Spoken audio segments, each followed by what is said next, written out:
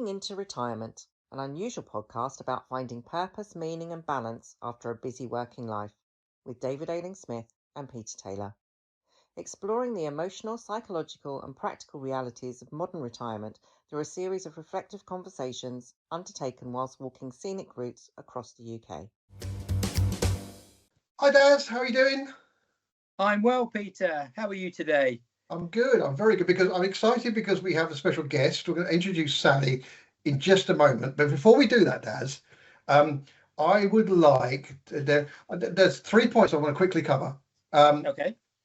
You'll like this because two of them you are correct, and one of them you're not wrong. All right. So this is the way I'm going to go with this. So Okay. when we had our walk across the Malvern Hills, Yes. you came out with a completely spurious, made up, assumptive statement that most people die after retirement, and I said I was going to check that out. I have, and you were right. Currently, on the last stats in the UK, 14% of people die before retirement, and 86% die after the age of retirement. So well done. Retirement is a leading indicator of death, then. Is that what we're saying? Yes, there we go. Ticking that one. Right. Good. The second one is, and I have to accept this, that a number of people have come back and said that they like elderescence as a word. So well done. I'm not convinced yet on a book title, but well done for the word. Why are you surprised, Peter? Because it works in lots of different levels. I appreciate it wasn't your idea, and so we can squabble about that. But I think it's a thing. It's a process. It's not an event. But anyway, we shouldn't go there again. No, don't milk it. I'm letting you know that you're right on that one. And the third and final one is, and this is really interesting.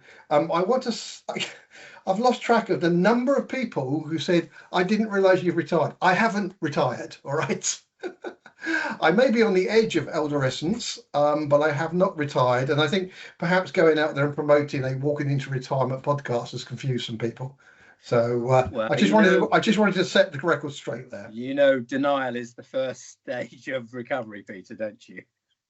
No, I still need to earn some pennies. So, I'm not retired. I'm out there. So anyway, enough of that. As I said, well done, Daz, for being right twice and not wrong once. Thank well you. Done. Thank you very much. I now want to introduce Sally. So Sally MacQueen has worked with David, Daz and myself. So Sally, welcome to the Walking into Retirement podcast. Thank you very much. I'm happy to be here. And I just want to say, first, congratulations to you guys for thinking of such an amazing topic for these discussions, and for taking it outside, because I love seeing the pictures of the English countryside. It certainly makes me miss home very much. Well, so tell us, Sally. So you have a bit of an accent, but I happen to know you're a Brit, aren't you? I believe that's correct. Yes, I am. I'm a Guildfordian. A Guildfordian. Okay, yes. That's excellent. But where do you live currently, Sally? I live just outside of Halifax, Nova Scotia, in Canada. Well, thank you so much for joining. Really appreciate you being with us and having another sensible voice to balance Peter. I mean, it just helps, Sally. It's very lonely, doing this work with Peter. Well, so, I hope I can be a bit sensible. I do appreciate that. And Peter, did you want to introduce the topic? I appreciate we don't take turns now like we did with Squid, but would you like to introduce the topic or? Yeah, no, I will. I'm happy to do that. So yes, I mean, we've all gone through some changes recently for various reasons, and I thought it was really interesting. Sally, you and I have kept in contact since you departed the organisation we both worked for, and I thought it was really fascinating that in a kind of category, because we want to have lots of external guests to come on the podcast. So I said beforehand we're going to have the walking podcast, which is going to be live recorded with Daz and myself, and then there are going to be studio based ones, and this is the first studio one, so this is brilliant. But we're also looking for some key aspects to this whole elderescence retirement thing, and the one that came up which kind of triggered me was, I think, when you and I spoke, Sally, you kind of referred to you felt like you were being forced into retirement because of circumstances. Was that a fair comment? Yes. Well, and I think so. So thank you, Sally, because I appreciate approaching a change of gear like this, everyone is different, but I think initial emotions when the choice is made for you can be quite hard. So really appreciate you spending some time talking about it. And I did want to stress, to all our listeners, that do appreciate that everyone's experience of stopping work is different. For some it's early, for some it's late, for some it's positive, for some it's negative. And I think, as you said, Peter, we felt that to try and explore this subject more fully, whilst our experiences have a relevancy, other people's experience will be their own, and we wanted to bring that to bear. And we've worked with you, Sally. We know you're articulate and interesting and funny, and we wanted to get your voice on this really when the choice is made for you. And so love to hear a little bit more about how have you been, how's it going for you since that decision was made. Well, it's interesting because it's a bit of an up and down journey. It's a bit sort of a sine wave. We're on a bit of a roller coaster, and I found myself. I'm not a particularly introspective person. I'm more of a doer. I'm not a person who journals or likes to dig into things particularly, because I just want to get on with it. Mm-hmm. But through this process, I found myself sort of having these not out of body experience exactly, because I think that's more of a visual thing, but certainly felt at times like I could step away and sort of examine, okay, what's going on here? Why are you doing what you're doing, or what is going on? And it prompted me to actually look into the 5 stages of grieving. I think most people have heard of it. I had to Google the actual stages, but I've lost important people in my life, so I do know a little bit about grieving, but that's when somebody dies. And I guess in a way I didn't quite expect that it would be so clear to me that it also happens when you have this sort of forced retirement. I think actually grief is a really good way to describe.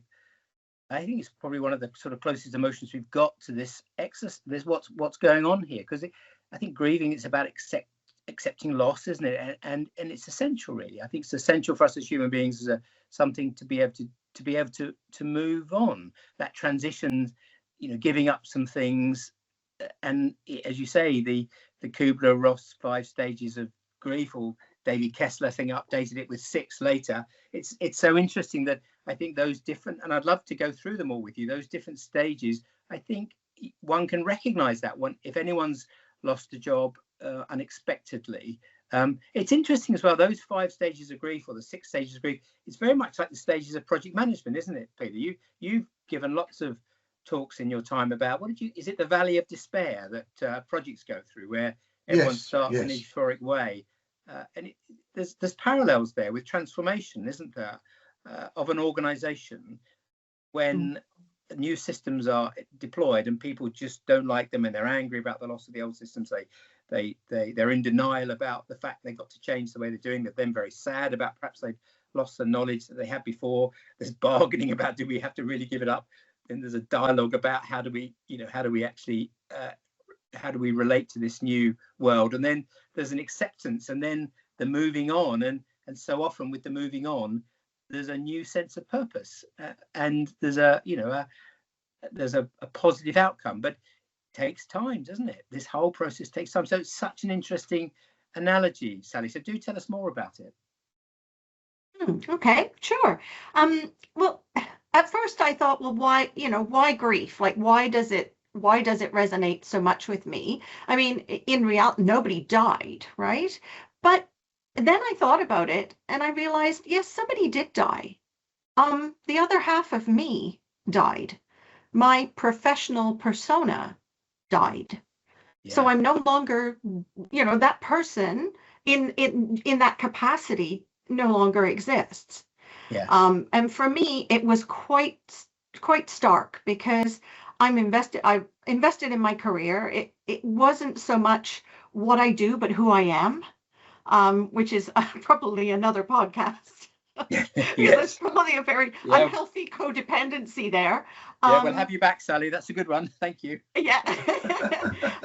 And I don't have any children, and of course children are a distraction, right? So for people who have children, or maybe other people in their lives that they have to care for, they're not so tethered to their job. They have other personas.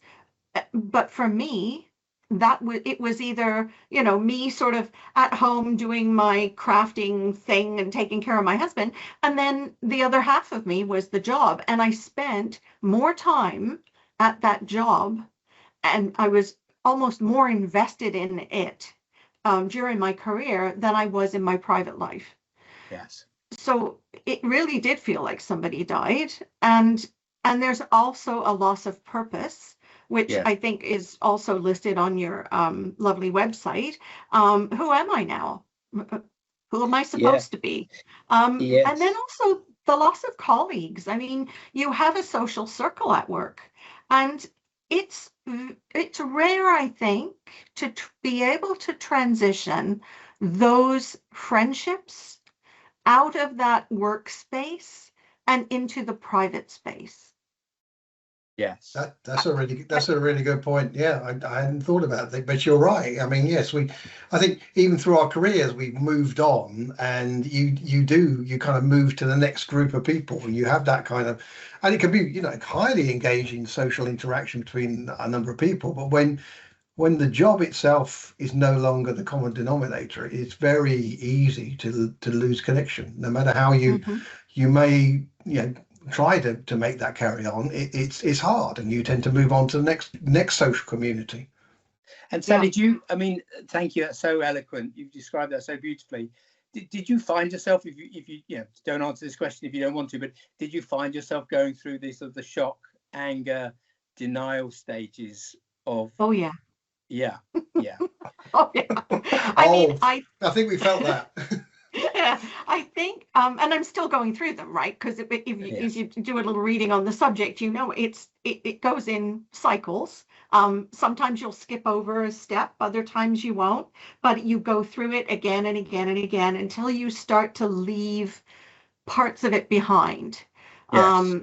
And so, the denial shock, definitely. And I would even say, and it went through very fast in the first week. I mean, I ran through those probably in the first day, right from top to bottom.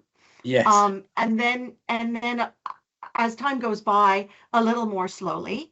The denial and the shock are wearing off now, but they were definitely front and center, right, of course, when I found out.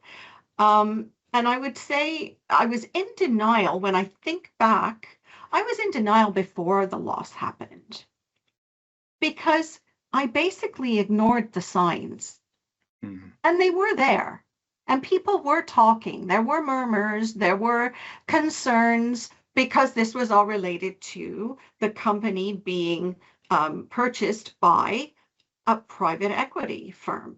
And then people started talking about, what normally happens when that type of sale occurs. And so it was already out there, but I chose to ignore it. Well, again, I think that's a very common response, isn't it, Sally, to a change where there's a threat. It's very easy to don't think about the fact this might apply to you, and I'm sure you revisit this.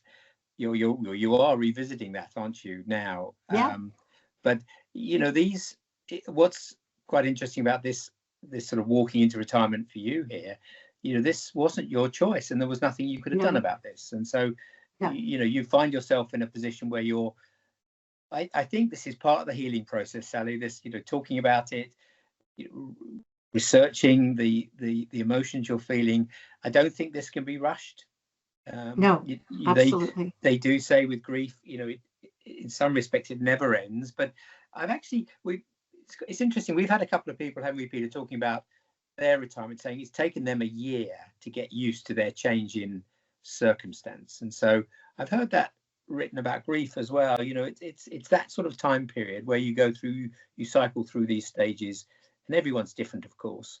And are you able, Sally, to hold on to the positive side of this? You know, are you there yet? Can you think about what this allows for, what opportunity this gives you? Have you allowed yourself to be excited about the possibility in the future, or is it too soon? It's a little bit too soon. And the reason for that is because I'm still not, the dust has not settled. Yeah.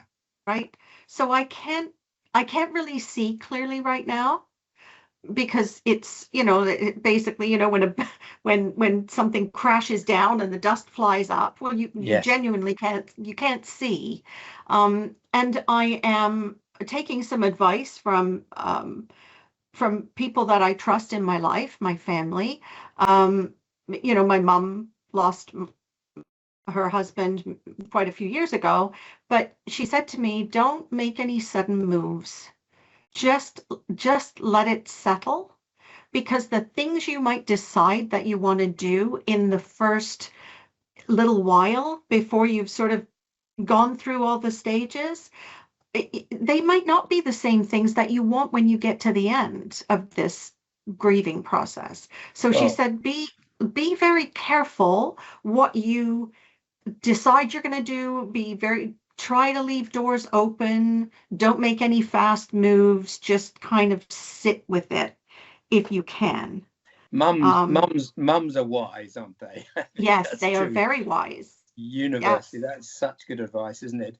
And and that sort of process of letting go of the old and looking towards the new, going back to your grief metaphor, Sally, that's often characterized by feeling of helplessness, lack of energy, shame, guilt. I don't know whether any of these resonate with you, but I mean, it's a classic sort of inertia that can overwhelm, actually, as you're going through this sort of transition. But it does end. It does end, and I'm sure your mum's comments will really help you to reach out to people who will allow you to share your anger and your shock and your sadness, but also some of the positive things that can happen. Because Peter was teasing me about my elderescence word earlier, but we talked in our last podcast that retirement, it's a door, it's a binary event. That's the way I'm looking at it. You step through Narnia like into this brave new world. And so whilst it might be strange and shocking, you may not have wanted to walk through the door, you are there in this new landscape. And so at some point you'll be able to apply your energies and your enthusiasms to it in a way that could be really, really exciting. Yes. Oh, absolutely. And what's interesting is in the first day, when I said I ran through all the stages, I got to acceptance, went to my husband and said, hey, that cabin that we were thinking about building for, to do like a B&B thing? Yeah. Start looking for buildings, start costing it out. He's my builder. He's an amazing project manager in his own right.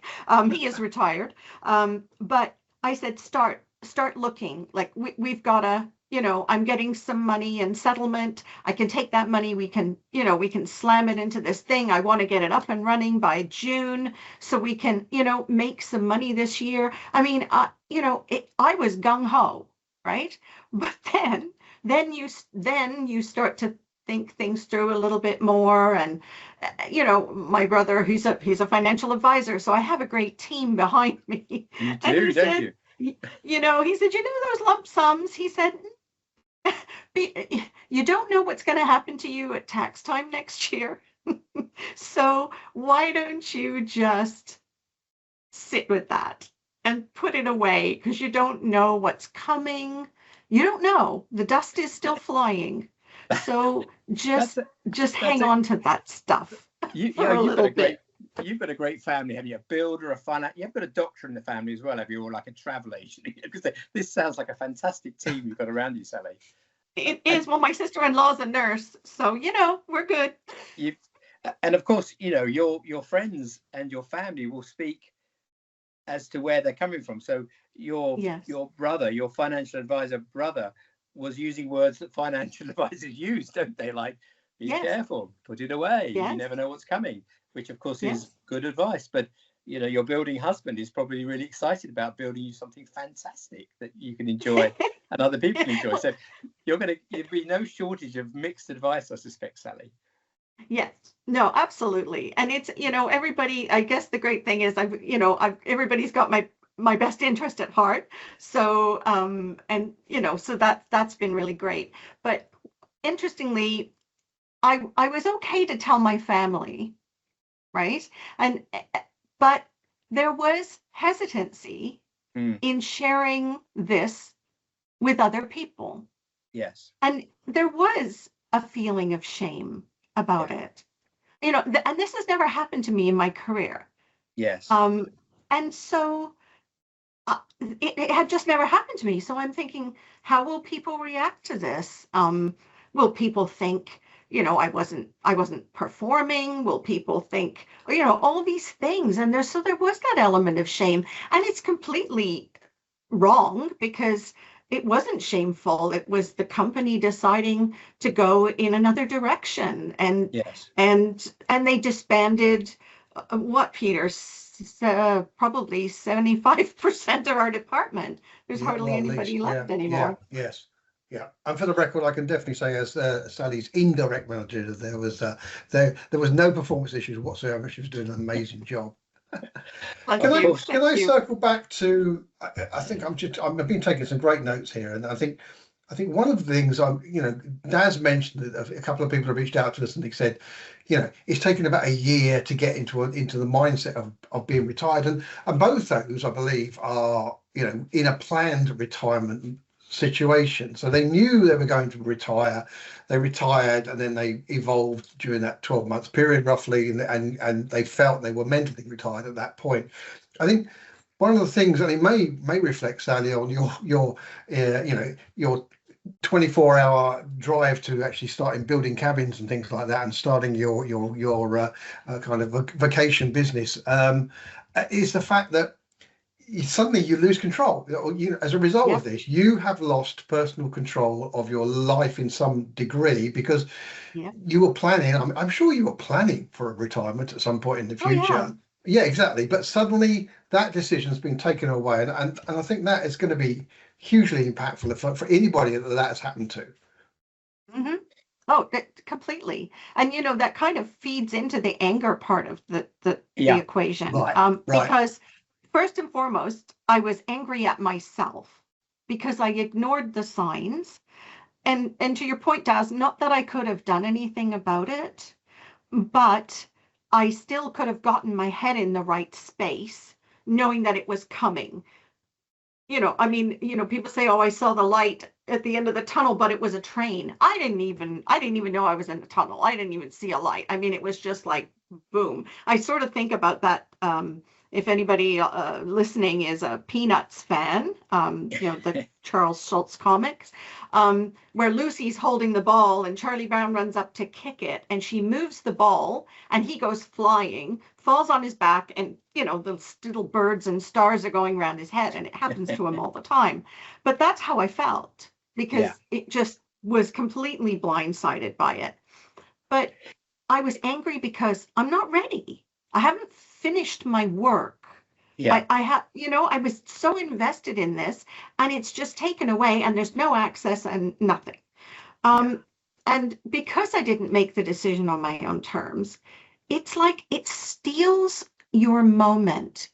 I mean, when you announce to people, "Hey, I'm going to retire," people are excited for you, and you're excited to tell them, and they say, "Congratulations."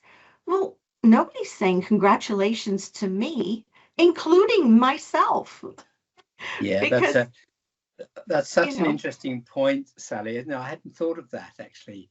But of course, your moment is your moment, and you can still choose to celebrate that moment when you're ready. But I take your point that that sort of walking through the door moment is not a celebratory time, which I'm sure is the reason this is so hard for everybody that experiences this. That's such an interesting point. But of course you there's will you will get, you at some point you will get to the point when someone who's planned their retirement will be at, where you've come to terms with the fact you're retired, you're at peace with it, or you're excited about it, and you'll be public about it. But you've got this grieving to go through, haven't you, first, I think? Yes.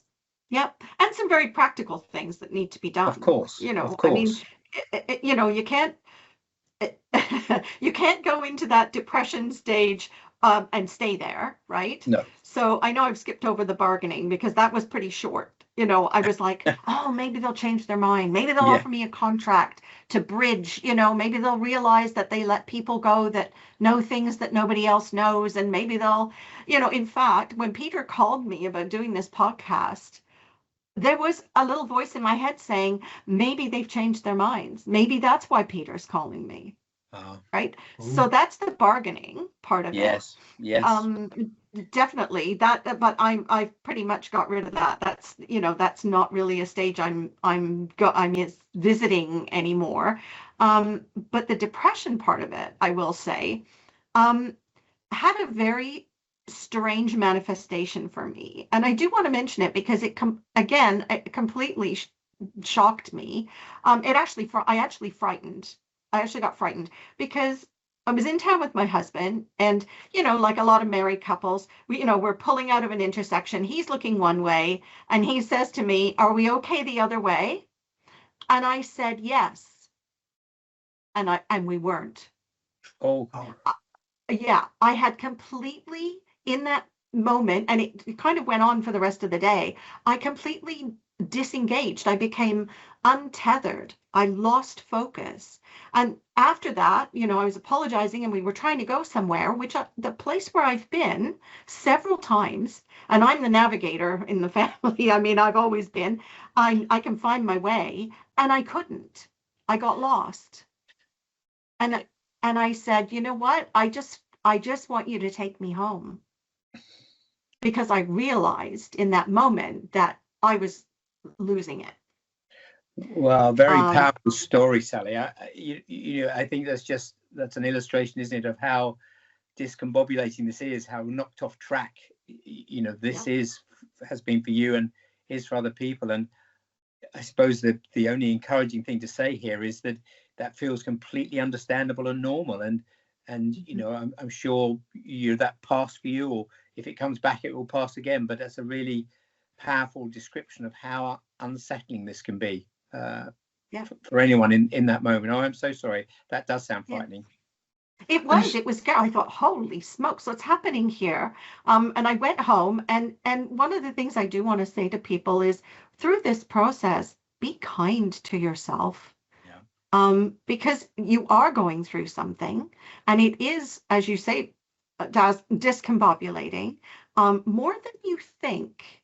And so I did go home and pretty much binge watch Escape to the Country with, wrapped up in a blanket with massive cups of tea and toast. Perfect. And I did that for a couple of days. And then I said, well, all right, I've been kind to myself. I've given myself some space because I realized I needed it. And now I'm going to pick myself up, and I'm going to prioritize my top 3 things. And most of those were very practical. Like, I need health insurance now for things like chiropractors and massage and different things that we, dentist. So I have to find that before the 2 weeks runs out that they gave us. I have to look at my investments and figure out, am I going to apply for unemployment? Am I going to apply for the government pension? What am I going to do? So, give yourself some space, but then know that you have to pick yourself up and you have to move on with some very practical things, because those things don't wait. You've got to get on them. Good advice. And I'm loving your self-care regime. You can take the girl out of the UK, but you can't take UK out of the girl, can you? No. A cup of tea and Escape to the Country with a snuggly. No. Yeah, I have women in my life that do similar sort of things. Sally, you've been fabulous on this podcast. Thank you so much for being so open with us, because this is not an easy phase, but I think you spoke really powerfully, and I know anyone who listens who will be going through will be comforted, I think, by some of the things you said, and will recognise some things you said. It's been great. I think we should get you back, Sally, to talk about. Actually, we're going to do identity in a couple of weeks' time, aren't we, Peter? We are, another yes. speaker. I was going to make that comment. That identity was something you did mention. Loss of control, loss of purpose, but also identity. And yes, we are going to have another lady join us to talk about identity. So it'd be interesting to reflect back on that. Yeah. Yes. Well, Yeah. But Sally, good luck. I mean, are you definitely walking to retirement, or is there a possibility that you will go into other work in the future, do you think? Well, that's one of the things that I've been tossing around. I mean, as you say, I wasn't ready to retire at that moment, and I did figure that I would have at least another year and a half where I was. So I do, I've still got some kick in me yet, but one of the things that I had said was, more my mom said was, don't close any doors. So as part of the settlement, the company did give us access for 3 months to resume writing, career coaching, job search. So I said, you know what? My resume is not up to date. It's not, it's not current, but it's also, not sort of a modern looking resume. So I decided to call them. I decided to take them up on it. I thought, you know what? If something really juicy just pops out of the woodwork and I think, ooh, I really want to do that, then I need to be prepared. It doesn't mean that I'm, actively seeking jobs out. I just want to be ready in case something comes up. And I think that's where I'm at right now. I know that I don't want to go into anything super stressful, but I still, if something pops out that really interests me, then I probably will see what I can do about applying for it. Oh, that's fabulous. That's fabulous. And what will your mum think about you coming on a podcast, Sally? I don't know, but I'm going to visit her next week. So if you guys, get this uploaded, but when I'm there, then I'll be the tech person, and I'll have her give it a listen. I'm sure excellent. So Sally, what's her name? Pam. All right. Hello, Anne. I hope you've been listening to this and enjoying it, and we appreciate you allowing us to have Sally on the podcast. Yeah, and you should be very proud, because I think you've been very eloquent, and I think you're going to help a lot of people with your words, Sally. So thank you so much. Oh, you're quite welcome. It's been a pleasure, guys, as always. All right, perfect. Well, thank you. That's Sally MacQueen talking about the situation around forced retirement and the impact you can have. I think it's a fabulous episode there, Daz. Yeah, agreed. I think yes, I think this dimension of looking at retirement from the different perspectives of how it affects different people, different circumstances, has got legs, Peter. And I'm looking forward to follow-on episodes exploring some of these other scenarios and having other guests on to talk about that as well. Yeah, so if you'd like to be a guest, if you have a point of view around this, then reach out to us through the website walkingintoretirement.com, and we'd love to connect with you and see if you've got something that we would love to bring onto the podcast and talk to you about. So, but in the meantime, I think that's a wrap for now. So once again, thank you, Sally. Really, really appreciate your openness and your time. Thank you for having me. Bye then. You have been listening to Walking into Retirement, an unusual podcast about finding purpose, meaning and balance after a busy working life with David Ailing-Smith and Peter Taylor. Find out more at www.walkingintoretirement.com, and why not share your own retirement stories with the hosts?